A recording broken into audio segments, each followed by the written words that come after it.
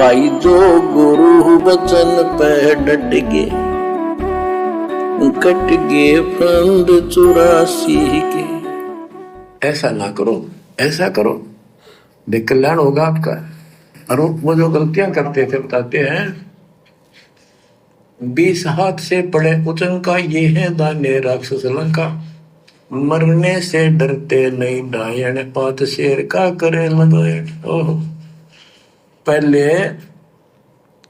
ये पंडित आया करते थे घरों में, किसी हो जा जन्म हो जा किसी का, जब मर जाता तो ये खीर अपने आप बढ़ाया करते और इतनी खाया करते न पेट पट न हो जाता, कदे शाम ने कितना सूत ना बैठे।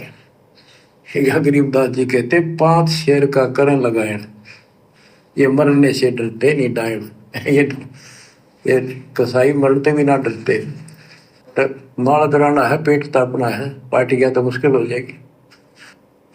20 हाथ से पड़े उचंका ये है दाने राक्षस लंका, मरने से डरते नहीं डायन, 5 शेर का करें लगाए। कच्चा पक्का फूके फाके गल्लड़ खाई और दूर दूर फूके, पेट पर पोड़े चौकी रोगे अटकार और खड़ो बोला। इनकी सारे हिंदी कर दी जो ये क्रिया करा करते थे। कहते छक्का खावे फिर पेट पर हाथ, फिर ओ भाई छक दिए और डकार चोटी पपोड़े पेट पपोड़े और चोटी रोड़े। वो इन आश्रमों में हो रहा है। संगत वैसे ही एक तो लड्डू जलेबी बर्फी के चक्कर में जाती है इन आश्रमों में।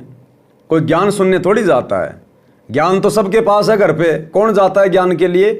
सत्संग सुनने के लिए गुरुजी की गैर हाजिरी में इन आश्रमों में जाने वाला दुनिया का सबसे बड़ा मूर्ख प्राणी है, सबसे बड़ा मूर्ख प्राणी। ये मोबाइल किस लिए दिए गुरुजी ने? टीवी चैनलों पर सत्संग क्यों आ रहे हैं? तो संगत केवल सत्संग सुनने के लिए नहीं जाती है, संगत जाती है अपना पेट पपोड़ने के लिए, ये लड्डू जलेबी बर्फी का भोग लगाने के लिए कि खा लो मरने से पहले देसी घी का भंडारा, बाद में मिले ना मिले। वो काशी वाले साधु संतों की तरह दिन में 4-4 बार खाते हैं, टूट टूट के पढ़ते हैं, दोबारा पता नहीं कब होगा क्या होगा, क्योंकि ज्ञान तो है ही नहीं इनको, भक्ति मर्यादा इनकी है नहीं। खाना पीना और फिर वो कबीर जी का झोपड़ा देखने के लिए चले जाना, लहर तारा तालाब देखने के लिए चले जाना, दुनिया भर की वो प्रदर्शनियाँ लगा रखी है मन बहलाने के लिए। तो वो ही काम हो रहा है इनका भी, खाओ पियो ढंग से छिको और पेट पपोड़ते रहो, फिर पड़ जाओ वहाँ पे पंडाल में और पेट पपोड़ते रहो कि मजा आ गया भाई, अरे वाह भाई वाह, देसी घी का भंडारा। ये हाल हो रहा है इनका। इनकी सारे हिंदी कर दी जो ये क्रिया करा करते थे। कहते छक्का खावे फिर पेट पर हाथ, फिर ओ भाई छक दिए और डकार चोटी पपोड़े पेट पपोड़े और चोटी रोड़े। इस तरह क्रिया करते थे वो सारी, क्योंकि आंखा देखी थी गरीबदास जी। कहने का भाव ये है कि जो गलतियां करते हैं उनको समझना चाहिए, अपना कर्म बनाओ।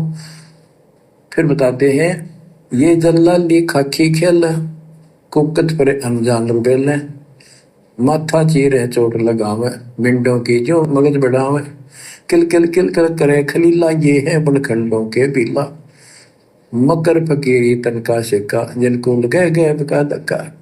एक दिन इनको ऐसा दुख होगा, याद रखेंगे तो दुनिया को भ्रमित कर रहे हैं और काल के रात लगा रहे हैं। एक दिन भैया इन सतलोक आश्रम वालों को, गुरुजी के परिवार वालों को, इन कोऑर्डिनेटरों को भी बहुत बड़ा धक्का लगेगा, धक्का। वर्तमान में तो पता नहीं क्या ये अंडी पाक रहे हैं अपने आप में कि बस हम जो कर रहे हैं बस वही है और कुछ नहीं है इसके अलावा। गुरुजी बहुत प्रसन्न हैं, गुरुजी तो तुमसे इतने प्रसन्न हैं, इतने प्रसन्न हैं, ये तो दयालु परमात्मा है। अगर होता कोई और संत तो दे के शराब तुम्हारे को भस्म कर देता। अब तक जो कुक्रम तुम लोगों ने इनकी गैर हाजिरी में और इन्हीं के नाम पे आश्रम खोल खोल के और इन्हीं की संगत से जो करवा डाले हैं, इतने दुखी हैं परमात्मा तुमसे। अरे हिसार जेल से सत्संग आ रहे हैं, कितना धमकाते हैं तुम्हें, कितना नाराज हैं तुम्हारे से गुरुजी, लेकिन तुम सत्संग सुनते कहाँ हो जो तुम्हारी समझ में आएंगी ये बातें। भाई जो गुरु वचन पे डट गे, कट गे फंद 84 के, कट गे फंद 84 के, कट गे फंद 84 के। भाई जो गुरु बचन पे डट गे, कट गे फंद 84 के, कट गे फंद 84 के, कट गे फंद 84 के। भाई जो गुरु बचन पे डट गे,